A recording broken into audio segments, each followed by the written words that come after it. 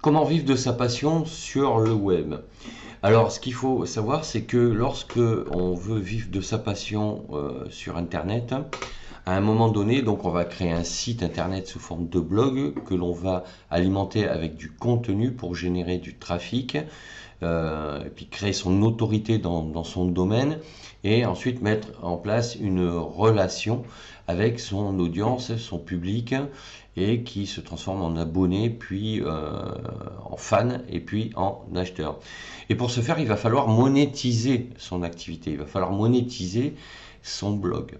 Alors comment ça va se faire? Ça va se faire par tout ce qui est marketing. Alors marketing, ça veut dire qu'il va falloir utiliser un autorépondeur, puisque c'est l'autorépondeur qui va capturer les emails de vos abonnés, qui vont s'abonner à travers des formulaires que vous allez mettre en place sur votre blog, sur toutes les pages, à plusieurs endroits de votre blog, pour optimiser la capture d'emails. Et une fois que ces emails ont été capturés, en échange, vous allez délivrer un livre, un e-book gratuit qui donne de la valeur ajoutée à vos abonnés, c'est-à-dire que vous allez leur apporter des réponses, des astuces et des conseils à travers ce livre qui vont leur permettre de progresser dans votre domaine, puisque s'ils viennent sur votre blog, c'est qu'ils sont intéressés par le sujet et qu'ils souhaitent résoudre une problématique qu'ils rencontrent dans ce domaine. Et à partir de là, ces gens-là, vous allez commencer à leur envoyer des emails réguliers sous forme de newsletter pour leur donner plus d'astuces et plus de conseils pour les aider eux aussi à se développer dans votre pratique. Et de cette manière, vous allez commencer à créer une relation avec votre audience. Et c'est à partir de là que vous allez pouvoir, en analysant donc les retours par email, puisque votre audience va commencer à vous poser des questions, va commencer à interagir avec vous, vous allez pouvoir plus ou moins analyser leurs besoins et leurs attentes. Et c'est à partir de là que vous pourrez leur poser des questions de plus en plus précises et orienter vos contenus qui correspondent donc à leurs attentes.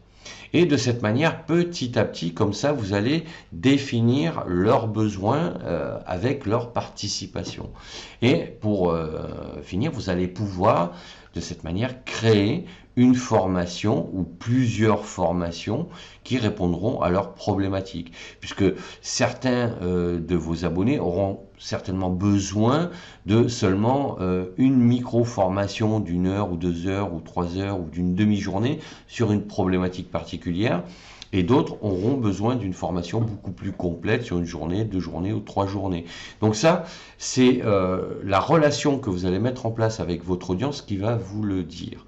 Et vous pourrez leur poser des questions par email à travers vos newsletters pour donc sous forme d'appel à l'action pour leur demander leur avis. Voilà comment vous allez pouvoir petit à petit mettre en place une monétisation de votre blog.